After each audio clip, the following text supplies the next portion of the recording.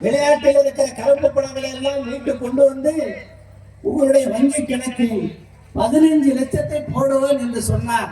போட்டாரா? யாருக்காவது 15 லட்சம் வந்துச்சா? தாய்மார்களே, சற்று எண்ணி பாருங்கள். இந்திய நாட்டுடைய பிரதமராக இருக்கிற மோடி சொன்ன முதல் பொய் அது. 15 லட்சம் போடுவேன் என்று சொன்னார், போடவில்லை. சரி, 15 லட்சம் இல்ல, ஒரு 1.5 லட்சமாவது போட்டாரா? இல்ல. ஆனா 1.5 லட்சம் வேண்டாங்க.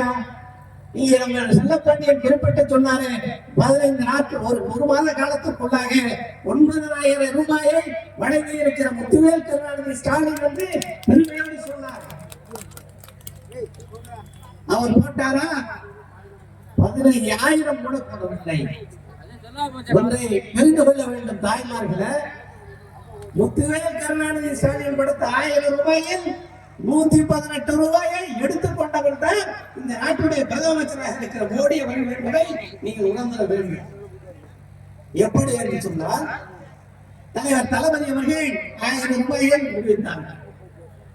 அதுவரையும் நம்முடைய சகோதரிகள் வங்கி பக்கமே செல்லாதவர்கள், வங்கியில் 1000 ரூபாய் இருப்பு தொகை வைக்காதவர்கள், பேலன்ஸ் என்று சொல்லுகிறேன் 1000 ரூபாய் இருப்பு தொகை இல்லாதவர்கள்.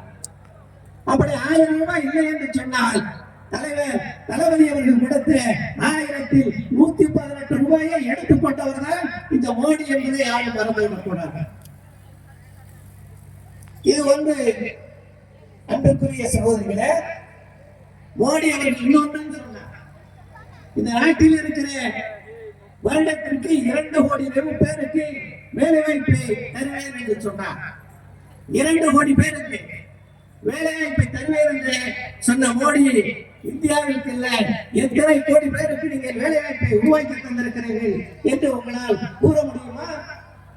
தமிழ்நாட்டுடைய முதலமைச்சராக பொறுப்பேற்றுக் கொண்டிருக்கிற நம்முடைய மாண்புமிகு முதலமைச்சர் ஏறத்தாழ 5 ஆண்டுகளில் கோடிக்கணக்கானவர்களுக்கு தனியார் மற்றும் அரசு வேலைகளை வழங்கி இந்த மக்களை பாதுகாத்திருக்கிற முதலமைச்சர் முத்துவேல் கருணாநிதி ஸ்டாலின் என்பதை நீங்கள் மறந்து விடலாம்.